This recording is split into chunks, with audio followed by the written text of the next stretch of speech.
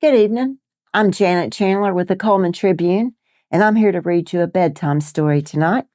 I'm going to be reading again from Ursula's Umbrella. Some cute little stories in here, and tonight we're going to be reading about the singing bear. Long ago, there lived a young boy named Peter. He was a gentle fella who loved all creatures, but most of all, he loved the animals and birds of the forest. Many a time he had mended a jaybird's broken wing or set a badger free from a cruel trap. One day the fair came to town and Peter was very excited. He could see brightly colored tents being put up in the field and carts arriving with mysterious-looking loads. As soon as the fair was open, Peter was off with some pennies in his pocket to try his luck. First of all, he had to go to the coconut stand. Then he tried to climb the greasy pole. Finally, he used his last penny on the boat swings. He was about to head for home when out of the corner of his eye, he caught a glimpse of a dreadful sight. Lying in a cage, looking sad and forlorn, was a large brown bear. On a small plate at the front of the cage was the bear's name, Lombard. He looked so dejected that Peter immediately vowed to set him free. The cage was strongly padlocked, and Peter did not know how he could break the lock. He turned to make his way home with the bear gazing pitifully after him. That night, Peter tossed and turned in his bed. What was he to do? He wasn't strong enough to break into the bear's cage, and his keeper would surely not agree to let him free. In the middle of the night, he resolved to return to the fairground to comfort the bear. He slipped out of his bed and made his way by the light of the moon back to the fairground. To his astonishment, he found the bear singing a song to himself in a beautiful voice. For a while, Peter listened to the lovely sound of the bear's singing. Then he had an idea. He remembered a piece of paper he had seen pinned to the palace gate. "Don't cry, Lombard. I think I know a way to get you out of here, but first you must teach me your song." The bear was happy to oblige, and soon the two of them were singing the song together. Then Peter said, "I must go, but I'll be back tomorrow. And remember, when you see me, be ready to sing your song." The next day, Peter put on his very best clothes and set off for the palace. Pinned to the gate was the piece of paper, just as Peter had remembered. On the paper was written in a handsome script, "The king requires a minstrel with a fine voice. Apply within." Peter knocked at the gate. He was shown into a beautiful golden gallery where a row of minstrels were waiting to be auditioned. A courtier rang a bell for silence, and in came the king. He sat down at his great gold throne.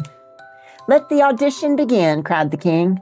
The first minstrel, which is just a word for singer, stepped forward.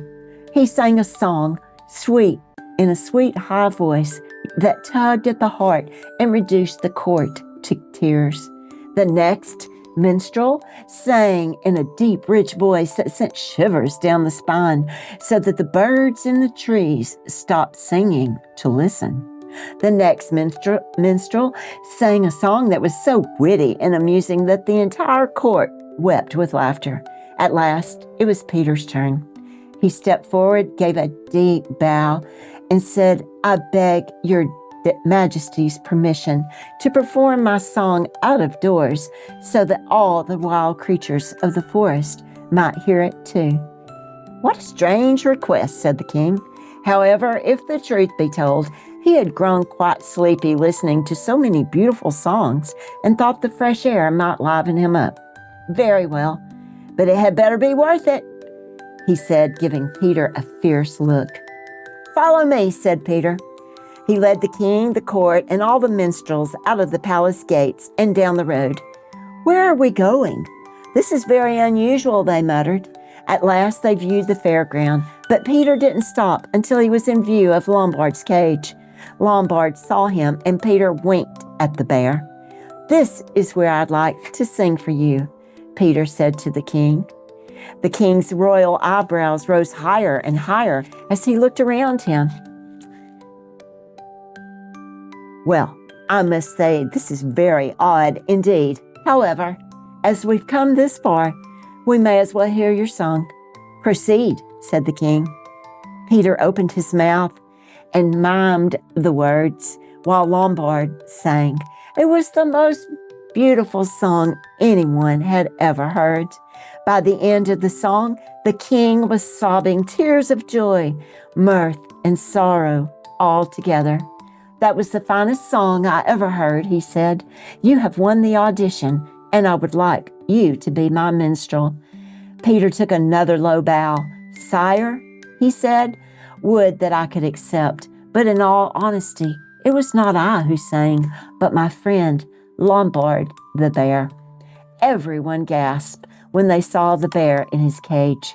For a moment, the king looked furious, but then he began to smile and said, "I praise you for your honesty, Peter, and I would like very much to have Lombard for my minstrel. Chancellor, bring me the royal wallet." The king paid Lombard's keeper handsomely, who was then delighted to set the bear free. Lombard became the king's minstrel and was famous throughout the land. And from then on, Peter went to the palace every day and sang duets with his friend the bear. And it is said that in the end, Peter married the king's daughter. The end. Who ever heard of a singing bear? If you ever hear of one, you be sure and tell us about it so we can write a story on it. Have a good evening and sweet dreams.